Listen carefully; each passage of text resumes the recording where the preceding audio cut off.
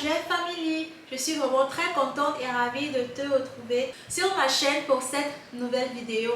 Bienvenue à tous les nouveaux abonnés, vraiment contente que vous ayez décidé de vous inscrire sur ma chaîne YouTube. Par contre, si toi c'est la première fois que tu me vois, moi c'est Sarah aka Naye Jeff et sur YouTube je propose des vidéos sur le style de vie en général en Italie, également des vidéos informatives sur les études universitaires en Italie et aussi des vidéos beauté, soins de la peau noire mais aussi des cheveux africains.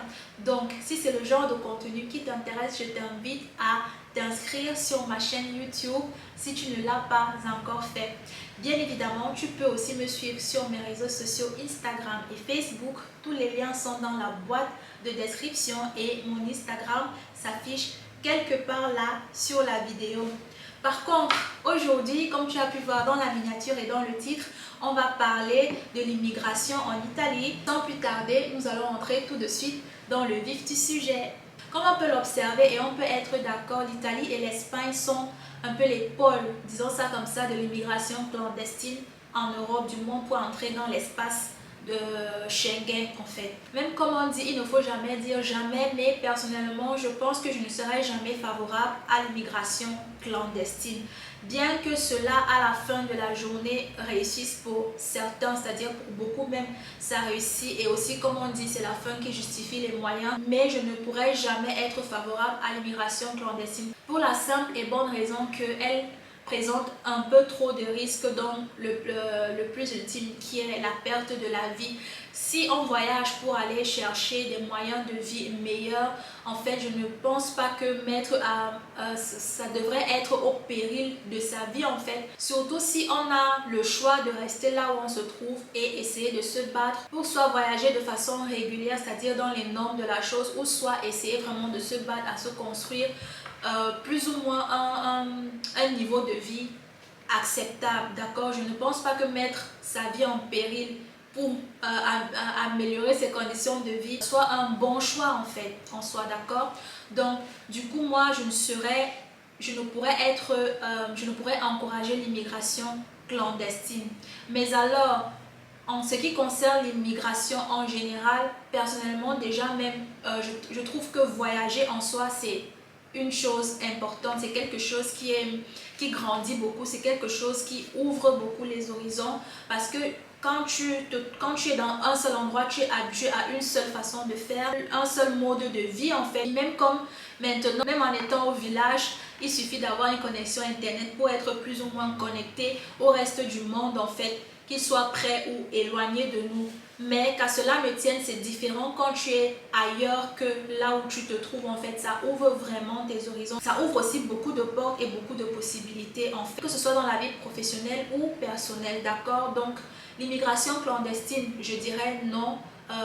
Il vaudrait mieux éviter, mais immigrer en général, pour moi je pense que ça apporte du bien en fait. Ceci est une raison pour laquelle j'avais commencé à faire des vidéos sur les études en Italie, parce que je trouve que c'est assez un bon tremplin pour pouvoir voyager, et encore parce que le visa étudiant est l'un des visas plus ou moins le plus facile à avoir, et surtout dans les pays comme l'Italie pour l'instant. C'est vrai que maintenant ça commence à être un peu plus, en fait plus les années passent, plus ça devient un tout petit peu plus difficile, mais par rapport aux autres pays, disons que le visa étudiant italien est encore le plus accessible en fait par rapport aux autres pays. Il y a d'autres pays aussi comme la Belgique, j'ai entendu parler, qui est aussi accessible, et je pense l'Espagne si je ne me trompe pas. Donc en tout cas l'Italie fait partie de ces pays là où obtenir le visa italien n'est pas chose trop compliquée par rapport à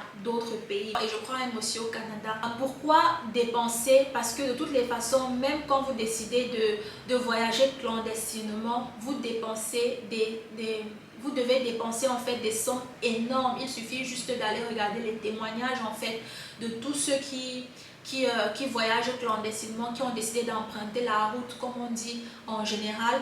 Ils déboursent en fait des sommes énormes, et pourtant avec ces mêmes sommes là, et peut-être même un peu moins, vous pouvez engager une procédure d'obtention de visa étudiant. Il suffit juste d'avoir toute la documentation en fait demandée pour pouvoir postuler pour un visa étudiant. Ok, donc l'un des moyens, disons ça, le plus facile de voyager dans les normes, de voyager régulièrement pour aller à l'étranger, c'est par le moyen des études en fait. Donc voilà, quand bien même il est vrai qu'on peut rester chez soi et étudier et tout, malheureusement, pour l'instant, parce qu'il faudrait aussi qu'on soit sincère et clair et qu'on se dise quand même les vérités en face, disons-nous les vérités vivantes.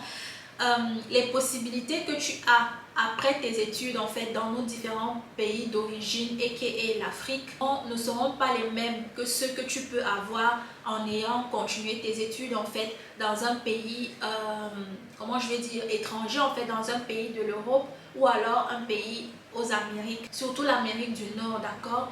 Donc il y a aussi ça. Si le but serait de voyager pour améliorer les conditions de vie, notre propre condition de vie, les conditions de vie de notre famille et comment je vais dire, ouvrir en fait les perspectives que nous pouvons avoir pour le futur, je pense que venir étudier à l'étranger te donne plus ces possibilités-là que si tu étudies en fait dans nos pays d'origine, du moins pour le moment. Comme je dis toujours, on espère que les choses vont améliorer entre temps, mais pour l'instant malheureusement c'est comme ça. C'est-à-dire que au jour d'aujourd'hui, si tu as fait des longues études ou même juste des études tout court, disons que tu es arrivé au bac, oui tu peux faire une formation, mais quelle est la formation qui va te permettre d'avoir un travail après ta formation en fait, si tu n'as pas, comment dire, entre guillemets, les relations des gens pour te placer en fait pour obtenir ce boulot là. Or à l'étranger, en Europe ou en Amérique du Nord, si tu, même après ton bac, si c'est que tu as fait disons le secondaire, après ton bac, si tu décides de faire une formation, tu n'as pas besoin des relations, tu n'as pas besoin de corrompre qui que ce soit pour pouvoir avoir en fait un travail après la formation que tu as suivie. En fait, on t'embauche, en fait, tu es assez couvert et garanti pour pouvoir avoir un embauche après le bac. Ça, c'est pour le bac. Pour les études universitaires, en fait, c'est aussi pareil, en fait. Quelles sont les possibilités que tu as de trouver un travail après tes études universitaires dans nos pays d'origine? J'ai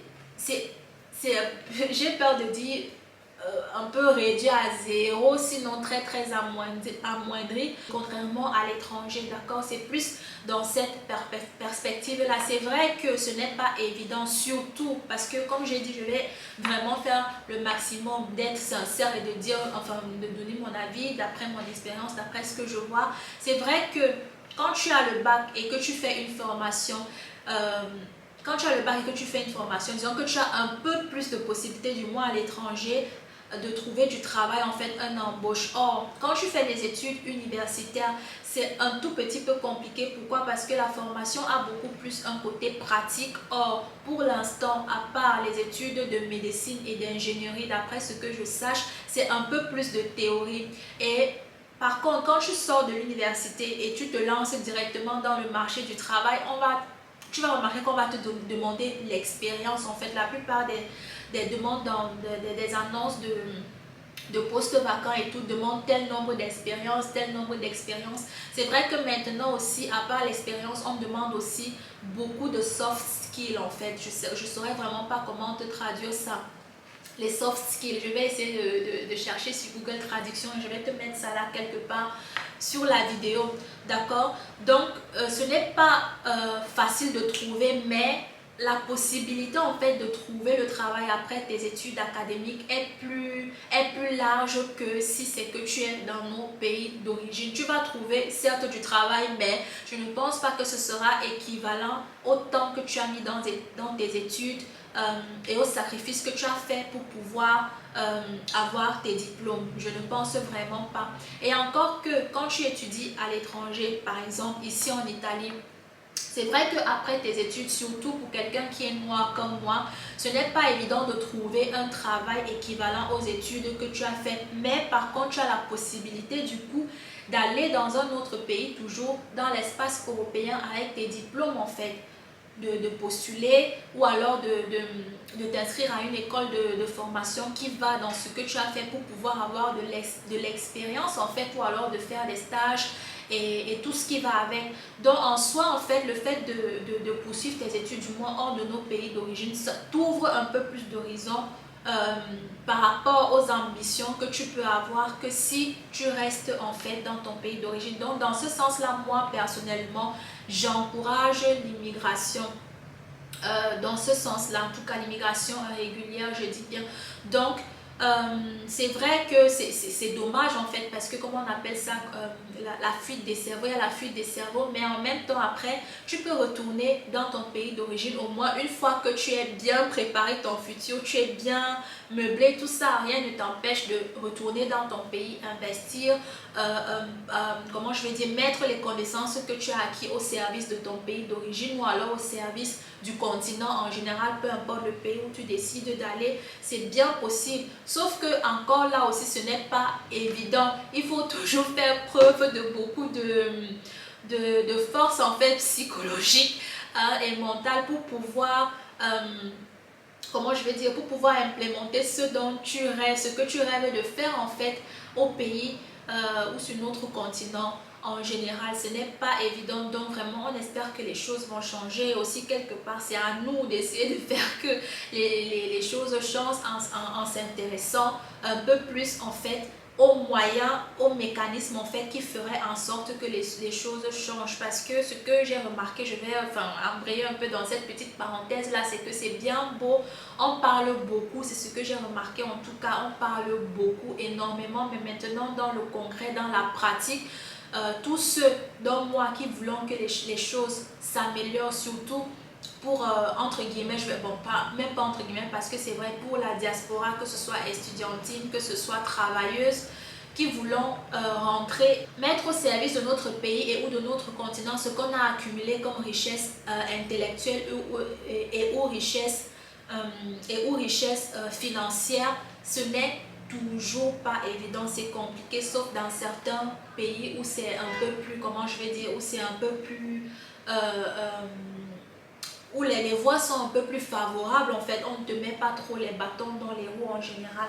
Donc toi qui regardes cette vidéo et tu as envie de voyager, autant mieux opter pour d'une immigration régulière au lieu d'une immigration clandestine, parce que à tous les niveaux, c'est beaucoup trop de risques, que ce soit au niveau de ta vie pendant le voyage. Quand tu arrives même dans le pays en question, c'est la galère. C'est vrai que même quand tu voyages de façon régulière, quand tu arrives sur place, ce n'est pas évident, mais au moins déjà premièrement, disons que tu as un voyage un peu plus, comment je vais dire, un peu plus sécurisé. C'est vrai qu'il peut y avoir un accident ou whatever, mais ce n'est pas au même degré que si tu voyages clandestinement. En fait, tu es exposé à la torture, les agressions, j'ai pas envie de prononcer le mot en fait, des agressions, voilà, d'être soumis comment on appelle ça, à l'esclavage et tout ce qui va avec, et en plus de ça, tu n'es même pas sûr d'arriver vivant. Ce qui est sûr, c'est que si tu arrives vivant, tu ne vas pas arriver sain, voilà. Donc au moins avec un voyage régulier, tu es quand même sûr d'arriver sain, et pourquoi pas sain et sauf, c'est-à-dire vivant, voilà. Donc dans le sens que bon, il peut y avoir un accident, etc., mais la probabilité elle est très minime. En fait, c'est juste pour te faire voir un peu le pour et le contre et les dépenses que tu pourrais effectuer si jamais tu décides de prendre le chemin de l'immigration clandestine sont les mêmes en fait, sinon moins que si tu décides d'emprunter le chemin de l'immigration régulière, d'accord? Et une fois sur le territoire, en fait, déjà, c'est vrai, comme j'ai dit, ce n'est pas facile, genre tout de suite tu arrives, tout c'est sur un claquement de doigts, mais c'est beaucoup plus facile pour toi, en fait, si tu viens régulièrement, dans le sens que déjà tu acquiers une certaine différence de considération par rapport à un immigré clandestin, même s'il est déjà arrivé, c'est bien beau, mais un immigré régulier, en fait, la considération de ces deux personnes est complètement différente, tu vois. Donc, en partant de cela, ça me permet d'aborder donc le sujet de l'intégration, d'accord? Surtout, je vais parler surtout de l'intégration en Italie, parce que c'est en Italie que je suis résidente.